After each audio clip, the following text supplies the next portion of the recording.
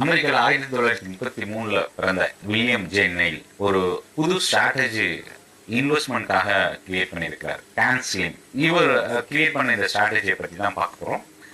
Can ஸ்லிம்ல வந்து ஒவ்வொரு லெட்டரும் investment ரிலேட்டடாக நம்ம கவனிக்கக்கூடிய இம்பார்ட்டன்ட் ஃபேக்டராக இருக்கும். இந்த கேன் ஸ்லிம்ல சின்றது வந்து current quarterly earnings. Quarterly earnings at least 25% கடந்த வருஷத்தை விட அதிகமாக இருக்கணும். ஆனுவல் ஏர்னிங்ஸ் growth இந்த கேன்ல இருக்கிற ரெண்டாவது லெட்டர் ஏ. இதில் வந்து பார்த்தீங்கன்னா இபிஎஸ் growth 25%க்கு மேலே இருக்கணும் கடந்த 3-5 வருஷத்துல கம்பேர் பண்ணும்போது.